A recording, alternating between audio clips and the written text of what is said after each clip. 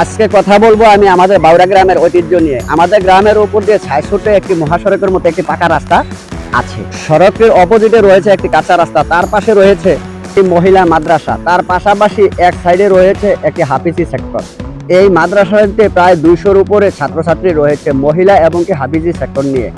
এই মাদ্রাসার মূলত অধ্যাপক ডাক্তার জাহাঙ্গীর আলম সাহেব।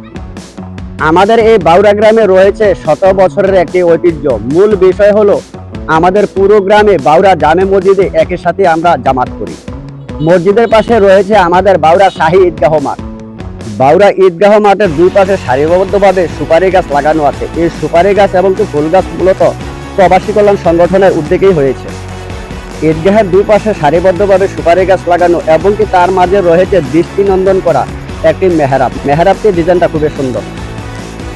ঈদগাহের পাশাপাশি অপোজিটে রয়েছে প্রায় ৩০০ বছরেরই ঐতিহ্য, কিন্তু তার জন্মের খবর বলার মতো কোনো লোক এখন আমাদের গ্রামে নাই। তবে পূর্বপুরুষরা বলেছিলেন এটার জন্ম কবে হয়েছে তা আমরা জানি না। একটি তেঁতুল গাছ। তেঁতুল গাছটির নিচে রয়েছে আমাদের গ্রামের একটি কবরস্থান। এই কবরস্থানে রয়েছে আমাদের গ্রামে নরনারী শত শত মানুষের কবরস্থান। এই কবরে যারা চলে গেছে তাদের জন্য দোয়া চাই, আপনারা দোয়া করবেন আল্লাহ যেন তাদেরকে বেহেশত নসিব করেন। এখন আপনাদেরকে নিয়ে যাব আমাদের গ্রামের উত্তর পাশে একটি প্রাইমারি স্কুলে। স্কুলটি নির্মাণ করেছিলেন আমাদের গ্রামের পূর্বপুরুষরা, মুরব্বীরা বাঁশ আর টিনের মাধ্যমে।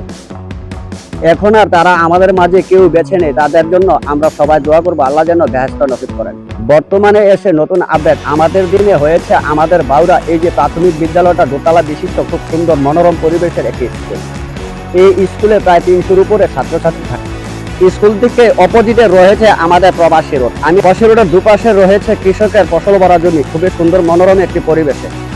প্রবাসী রোডের দুপাশে সারিবদ্ধভাবে সুপারি গাছ লাগানো। এখানে